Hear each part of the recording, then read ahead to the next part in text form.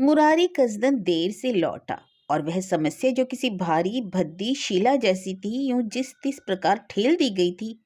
पर वह नहीं चाहता था कि उसके बाद जो किया जाना था उसे अंतिम रूप से उसकी उपस्थिति में ही दिया जाए।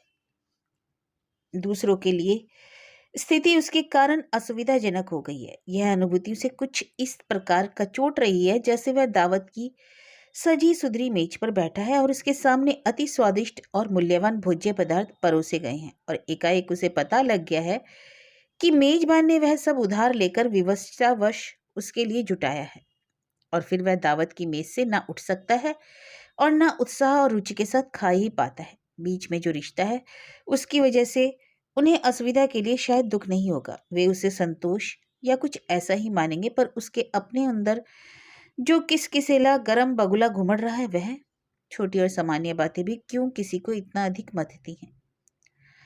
नवंबर के आखिरी दिन थे और सर्दी होनी ही चाहिए। इन दिनों रात होते ही अंधेरा जैसे खून के सियाल मयाल चकत्तू जैसा जम जाता है। दफ्तर का सतीश मिल गया था और वह उससे ढेर सारी बेकार की बातें करता रहा था। फिर वह देर तक बिलावजह सड़क से लगी एक टॉकीज के कॉरिडोर में घुसकर बाहर जालीदार खिड़कियों में चिपकी तस्वीरें देखता रहा। इसके बाद एक सिगरेट सुलगाकर उस ओर निकल गया जिधर 5 मंजिला एक नई इमारत बन रही थी। यूं वह उसे पहले भी देख चुका था। जब वह लौटकर अपनी गली में आया तब वकील साहब की बैठक की बत्ती बुझ चुकी थी। बद्री दूध वाला अपनी दुकान पर कंडे में दही जमाने के लिए दूध उड़ेल रहा था। खंडर की और मुंह किए एक कुत्ता रुक रुक कर गुर्रा रहा था। अपने घर के मोहरे में घुसने से पहले उसने बगल के दरवाजे वाले मकान की ओर देखा। मकान मालिक का लड़का आकर अब उसमें खुद रहने लगा था। 2 महीने पहले वहां रुकमा भाभी रहती थी। एक नाजुक सी सरसराहट की लहर उसकी रगों में दौड़ गई। सिदरी में एक मुड़ी हुई सलाख के सहारे लालटेन लटकी हुई थी और उसका झिल्ली जैसा धुंधलाया प्रकाश फैला हुआ था। उसके अंदर प्रवेशते ही 2 जोड़ी आंखें उसके चेहरे पर जड़ गईं। कहीं कुछ काम था? अम्मा ने अपने को फैलाना चाहा या शायद अपने को समेटा ही हो। खांसी के ठांसों से बाबू खाट पर बैठे बैठे हिलने लगे जैसे किसी कागज के पुतले को हवा छेड़ गई हो।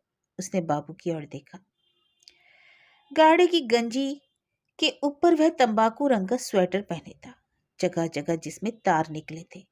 किसी टूटती लहर की तरह उनका सीना उठ और गिर रहा था। अम्मा की आंखें उसके चेहरे पर अब भी जमी। उसने महसूस किया यूं ही दफ्तर का सतीश मिल गया था। वह बोल गया। अम्मा के पूछने में क्या विहलता के साथ साथ एक हल्का सा भय का भाव नहीं था?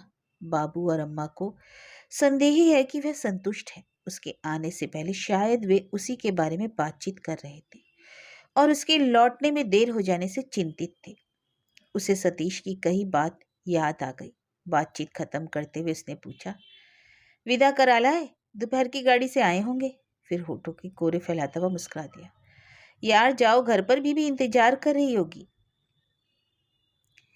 दूसरी ओर छोटे से आंगन के सिरे पर जो कोठा था उसकी दहलीज पर निकलकर कंतो खड़ी हो गई थी। वह फिर आंगन पार कर मुस्कुराती हुई वहां आ गई जहां अम्मा थी। भाभी के साथ खूब बातें चल रही है, क्यों ना, जब से आई है मुंह से मुंह जोड़े है। अम्मा भी हंसती और उसकी ओर देखने लगी, पर वह कांतो की ओर देखता रहा जो अब भी मुस्कुरा रही थी। कांतो उससे 3 वर्ष छोटी थी। उसकी शादी उससे पहले होने को थी, किंतु जुड़ी बात टूट गई, कई बार टूट गई। बाबू अम्मा फिर कोशिश में है कि कहीं बात जुड़े, सिर से ऊपर होता पानी नीचे उतरे। उसे लगा कि सामने कोठे में साड़ी की हल्की सी सरसराहट हुई। वहां आज शायद लैंप चल रहा था। झिल्ली जैसी रोशनी वहां भी फैली थी। कुछ देर ऐसा लगा कि किसी मूक चलचित्र के वे पात्र हैं। वह अब कोठे के अंदर था। शादी के बाद जब पत्नी आई थी तो 7 दिन रही थी और 7 दिनों में शायद सारा संकोच, झिझक और अजनबीपन दूर हो चुका था।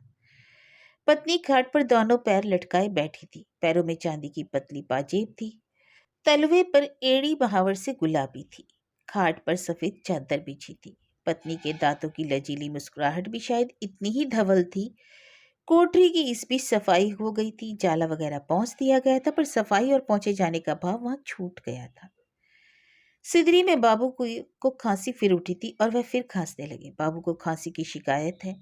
सर्दियों में खांसी और उग्र हो जाती है। बाबू अब सिदरी में सोया करेंगे और वह कोठे में। एक लंबे समय से, शायद अपने होश से, वह बाबू को इसी कोठे में सोते देख रहा था। गर्मियों में वह कोठे के आगे के किवाड़ और पीछे गली में खुलने वाली खिड़की खोल कर सोते थे, और बरसात और सर्दियों में दरवाजा भेड़ कर वह अब तक दूसरों के साथ सिदरी में सोता था। शादी के बाद वह समस्या उठ खड़ी हुई थी कि बहू कहाँ सोएगी। बहू बेटी के लेटने बैठने के लिए आड़ ओट तो चाहिए ही। घर में केवल वही एक पट्टा कोठा था। दो सिदरियां थी, जिनमें एक में चौका था, पूजा के लिए उठा हुआ एक घेरा और उसके पीछे ईंधन भरसावन वगैरह रखने की दबी दबी सी पट्टी नुमा जगह। दूसरी सिदरी में सोना लेटना होता था। बाईं तरफ बाहर की ओर टट्टी थी और उससे चिपका अंदर जानिब टीन की चादरों से गुसल खाने की जरूरत को पूरा करने वाला उठा हुआ एक घेरा। बहुत पहले छत पर एक बरसाती थी, जो बरसाती पानी में गिर गई। अब ऊपर खुली नंगी छत थी, आकांक्षाहीन जिंदगी जैसी।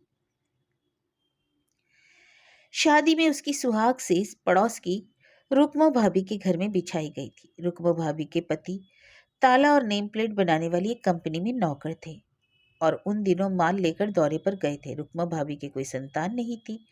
मोहल्ले की औरतों और युवकों की ऐसी धारणा थी कि उनके संतान होगी भी नहीं। रुकमा भाभी के पति की उम्र काफी थी। सगे संबंधियों से उन दिनों उसका छोटा सा घर किसी रेल के डिब्बे जैसा भरा हुआ था। रुकमा भाभी ने खुद ही सुहाग सेज वहां डालने का प्रस्ताव रखा था।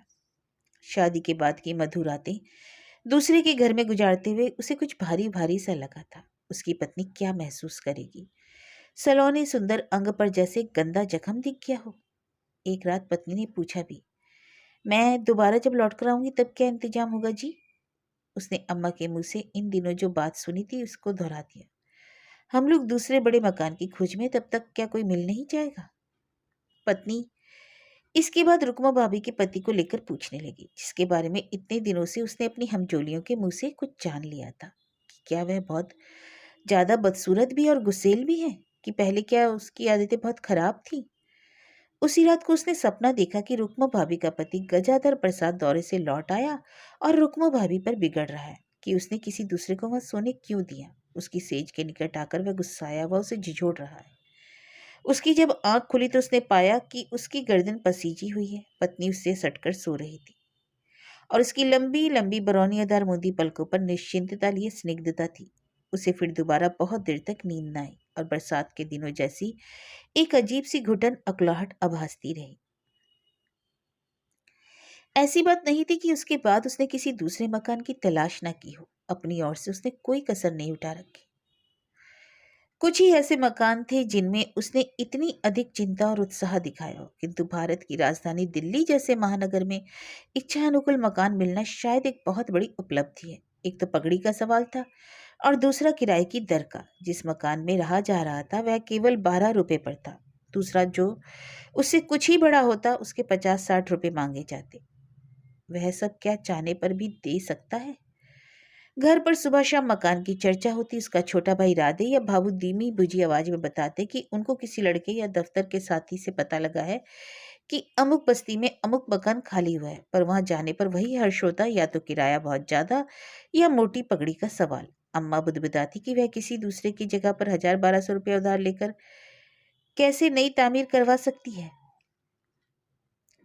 मकान मालिक किराया तो ले जाता है, पर यह नहीं होता ऊपर एक कमरा और बनवा दे। 8-10 रुपया किराया और बढ़ाने को तैयार है, पर मकान मालिक क्या इसके लिए राजी है। उसके मकान छोड़ने में ही तो उसे लाभ था।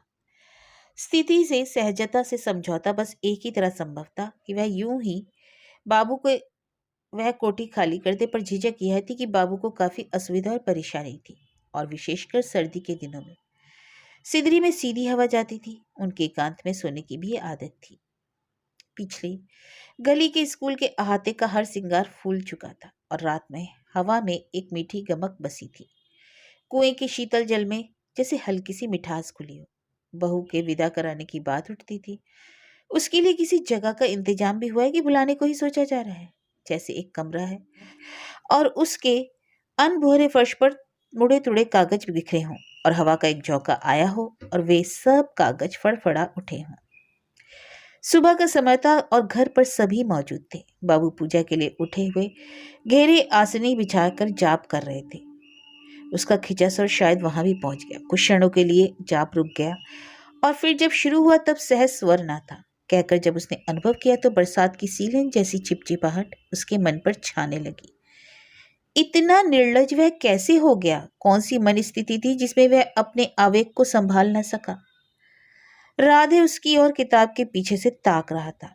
बर्तन मलती कंतों की पलकें नल के नीचे से बार बार उसकी ओर उठ जाती।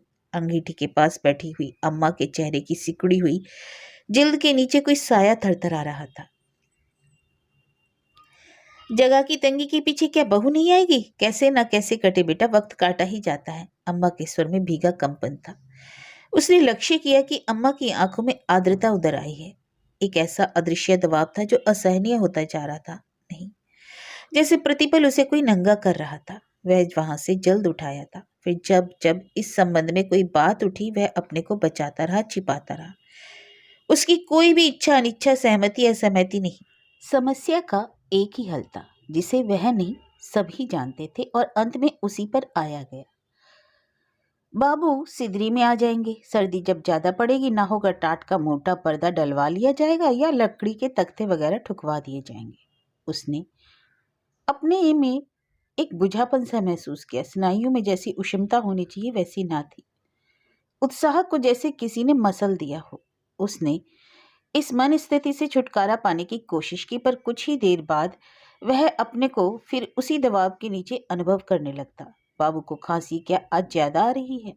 बाबू के लिए सिदरी नई जगह है। जरूर वह एक अटपटापन महसूस कर रहे होंगे। उसने पीछे गली में खुलने वाली खिड़की खोल दी। खसती हुई रात में हवा तीखी हो गई थी और उसमें स्कूल के अहाते के हर सिंगार की एक महक घुली थी। चांद आसमान में दूध में भीगी रोटी जैसा दिखाई दे रहा था। सर्दियों की चांदनी ज्यादा साफ और चमत्कार होती है। चांदनी का एक बड़ा टुकड़ा अंदर भी रेंग गया। कोठे का फर्श काफी खुरदरा था। चूने का गट्टा पड़ गया था और जगह जगह चूना उतर गया था और गट्टा नंगा रह गया था। बाबू ने पिछली बरसात में कहा था कि एक बोरी सीमेंट का प्रबंध हो जाए तो छत की दराजें भी चिकनी करवा लें, पर फिर उन्होंने वह इच्छा दबा ली और छत की दराजों में कहीं से लाकर पिघला कोलतार गिरा दिया। एक चूहा पीछे छिपा हुआ काट के संदूक को किटकिट किटकर कुतर रहा था। आहट पाकर जरा देर के लिए चुप हो जाता और फिर कुतरने लगता। बाबू फिर खांसने लगी। सूखी खांसी के ठासों की आवाज यूं उठती थी जैसे कोई कड़ी चीज छीली जा रही हो। कुछ देर बाद जब उसे पेशाब खाने में जाने की जरूरत हुई और वह बाहर आंगन में आया, बाबू तब भी खांस रहे थे। उसे लगा कान तो सोई नहीं है और जाग रही है। उसकी आहट पाकर उसने अभी अभी करवट बदली और लोई सिर तक खींची। उसका बिछावन माँ से इधर ही हटकर था। 4 फीट का आंगन कोठे और सिदरी में कितना अलगाव रख सकता है। कुछ देर पहले पत्नी कोठे में किसी बात पर खुलकर हंसी थी, पर तुरंत बाद ही सहम गई। हुई राम, बाहर आवाज सुनकर कोई सोचेगा कि बहू कितनी निर्लज है। ना जाने क्यों उसे इन्हीं क्षणों 10-12 दिन पहले की वह स्थिति भी याद हो आई। सुबह 8 या 9 का समय होगा। धूप ऊनी कालीन जैसी खिल रही थी और वह ऊपर छत पर चला गया। दूसरे मकान की मुंडेर पर कबूतर का एक जोड़ा बैठा हुआ था। कबूतर कबूतरी के आगे पीछे गर्दन फुलाता और गुटरगू की आवाज करता चक्कर काट रहा था। एकाएक कबूतर कबूतरी पर बैठ गया। उसने तभी पाया कि पीछे कंतो भी आ गई और 2 क्षण के लिए दोनों की आंखें मिल गई और हट गई। उनमें एक ऐसा भाव जल उठा जो ओट चाह रहा था। कंतो नीचे वापस लौट आई और वह दूसरी ओर हटकर खड़ा हो गया। उसे लगा कि कंतो वहां उसकी उपस्थिति अनुभव कर रही है। वह गुसल खाने को पार करता हुआ पेशाब खाने में चला गया। लौटते हुए सिदरी से उसकी नजर चली गई। खांसने के बाद गरगराहट के साथ बाबू सांस ले रहे थे, जैसे किसी बर्तन के सुराख में से भाप सूसू कर गुजर रही हो। अम्मा गद्दा डाले जमीन पर सो रही थी। थोड़ा हटकर कंतो लेटी ही थी। उसने अभी अभी करवट फिर बदली। और राधे? हाँ, राधे कहाँ सो रहा है? जब वह वापस लौट कर आया था राधे शायद नहीं था। शायद वह रजनीकांत की बैठक में सो रहा होगा। रजनीकांत के छोटे भाई के साथ उसकी पढ़ाई चलती है। इस साल वे 10वीं दर्जे में। उसे याद आ गया कि तीसरे पहर ऐसी चर्चा उठी थी कि परीक्षा तक राधे वहां सोने को कहता है। 14 साल का राधे भी क्या स्थिति से परिचित है और समझौता करना जानता है। उसे लगा कि हवा में बड़ी हुई सिरहन उसे तेजी से छू रही है। वह अंदर चला गया। सुबह चाय के समय उसने पाया कि वह अपने को सबकी निगाहों से बचाना चाह रहा है। वह उस मनस्थिति से उबरने के लिए अपने से जूझता रहा, पर बार बार उसी के बीच अपने को पाता। तो यह कहानी थी वह और जगह। लेखक हृदयेश।